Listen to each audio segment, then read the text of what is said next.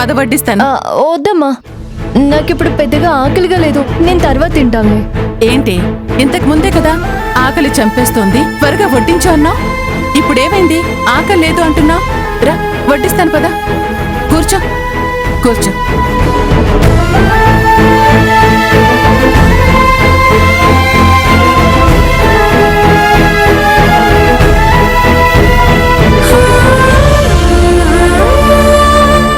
అదేంటి, దీనిలో chicken curry ఉండాలి, దీంట్లో లెగ్ పీస్లు ఉండాలి. ఎవరు తిన్నారు? ఇంకెవరు తింటారు? నా చెల్లెలు తినుంటారు. ఇప్పుడు ఏమైందని ఉన్న దాంతో సర్దుకుంటానులే. ఆ పూరికి రాను రాను బుద్ధి లేకుండా పోతుంది. అక్కడికి దానికి చెప్పాను, అక్కకి ఈ కూర అంటే ఇష్టమే, కాస్త ఉంచవే అని. దానికి కడుపే కైలాసం కదా, మొత్తం లాగించేసినట్టుంది.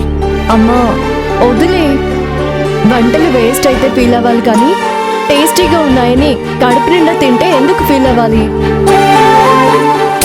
ఉన్నదాంతో సర్దుకుంటాను కదా అమ్మా. కావాలంటే నేను సాయంత్రం తింటా, నువ్వు రైస్ పెట్టు. పెట్టమ్మా.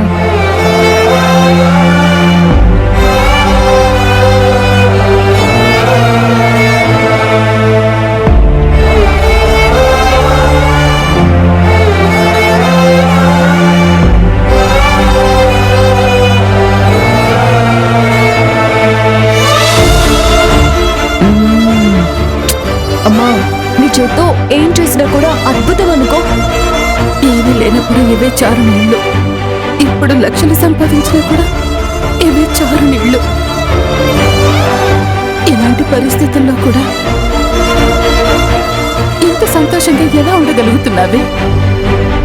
అమ్మా, నువ్వు వండిన వంటలన్నీ చెల్లెళ్ళిద్దరూ లొట్టలేసుకుని తింటుంటే వాళ్ళ కళ్ళల్లో ఆనందం వచ్చింది చూసావా? అది చూస్తే చాలమ్మా, నా కడుపు నిండిపోతుంది.